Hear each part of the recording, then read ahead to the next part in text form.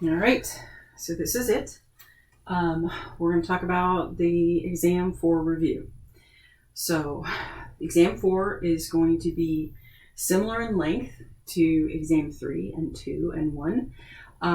We're going to do it the same way in that I'm going to post it on Blackboard. You can print it or you can work on paper. You're going to photograph it and put it in PDF and upload it to Blackboard.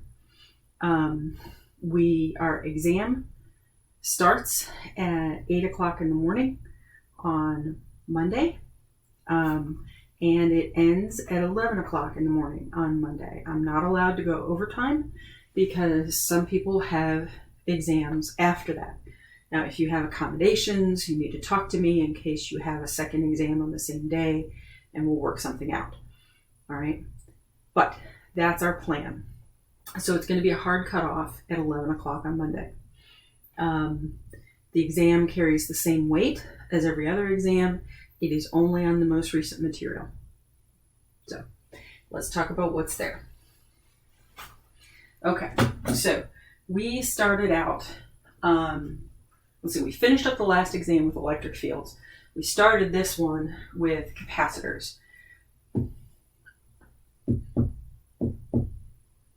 Hello.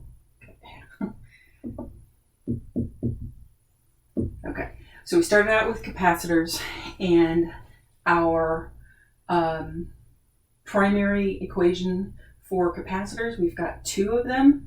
One is for the construction of a capacitor, where the capacitance is equal to kappa, which is our dielectric constant, multiplied by epsilon 0, which will be given at the top of the test, times the area of the plate divided by the distance between the plates.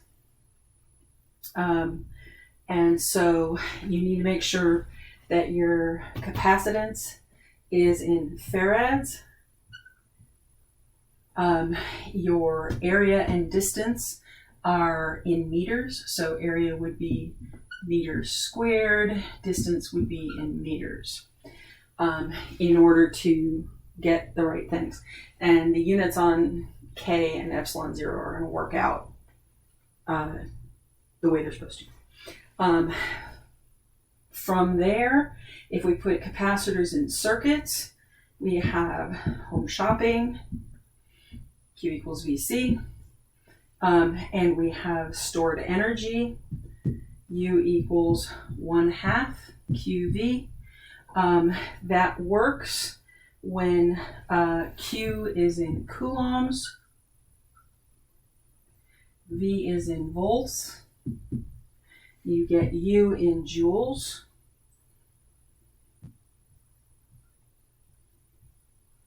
and capacitance is in farads. Also, with capacitors in circuits, we have our rules for simplifying circuits. So capacitors in parallel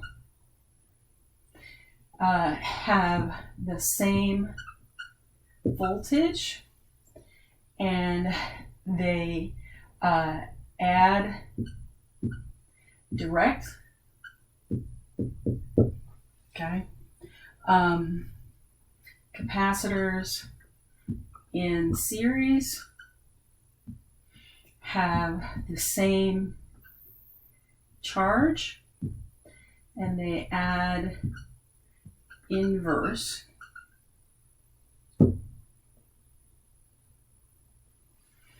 Okay, so those are our rules.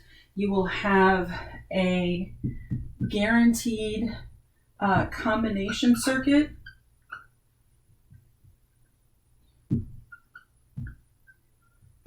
which will have 2 or 3 levels of simplification.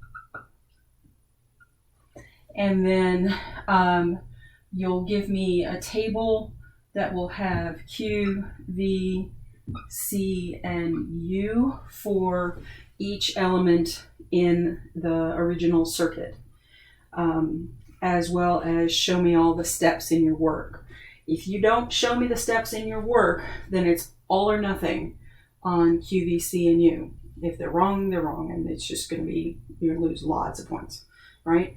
But because it's possible, when you simplify in multiple steps, you can make one mistake that makes all your answers wrong.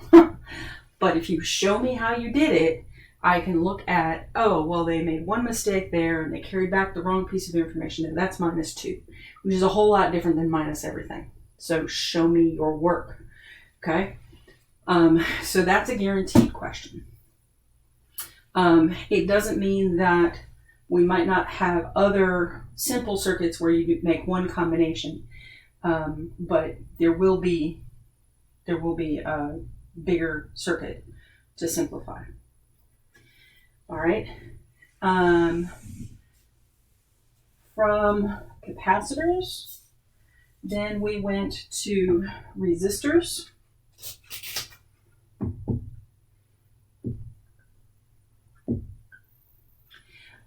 And with resistors, we have our design formula, R equals rho times L over A, where R is in ohms. Length and area are both related to meters and meters squared, and rho has the right units to make it all work. For resistors and circuits, we have V equals IR and P equals IV, where V is in volts, I is in amps, and power is in watts. Resistance in ohms. Yeah, that's all. Okay. Good. And so we also have rules for resistors and circuits, and that is that resistors in parallel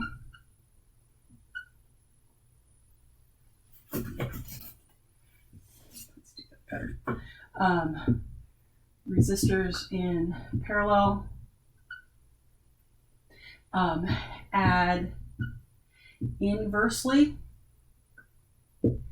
and the volts are the same. Resistors in series add direct, and the current is the same. Okay, and then you're guaranteed a question on Kirchhoff's laws or Kirchhoff's rules, where you'll need to give me the junction rule and 3 loop rules.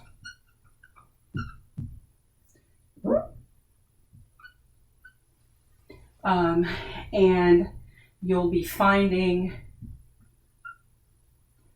3 current values in the circuit. So that's a guaranteed question. We may have relatively smaller circuits with resistors where they're series or parallel, and you have to figure out V equals IR and power for each of the resistors. Okay, so from there, we went to what else we got? We also had our C circuits.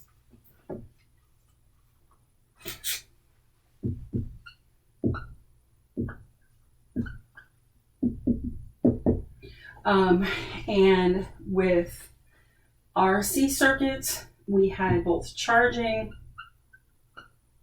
and discharging, where Q equals Q max from QVC times 1 minus e to the negative t over tau, where tau is R times C, which is ohms times farads, and you get seconds.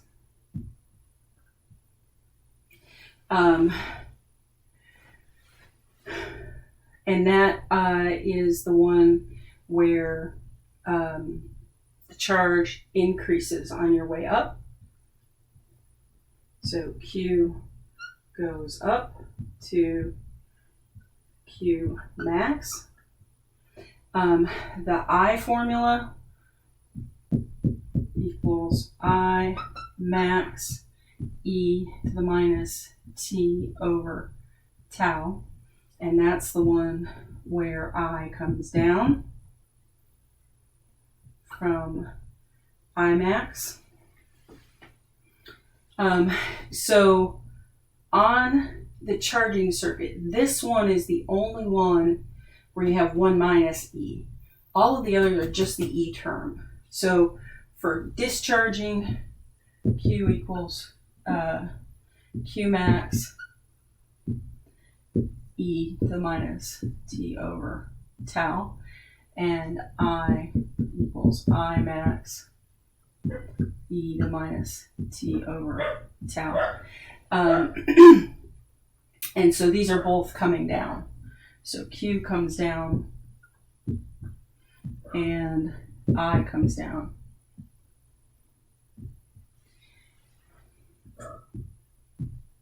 Okay. So you should be able to solve for how long does it take to get to 0.7 coulombs or something, or whatever. So those problems. What else have I got? Okay. So from there, after we did RC circuits, and RC circuits, we had as useful for flash bulbs in a camera or for defibrillators, and that was the purpose. Okay, I'm looking at my time, and I'm going to stop this video here, and I'm going to continue with magnets on the next video so that we can get everything in. So, see you in a minute.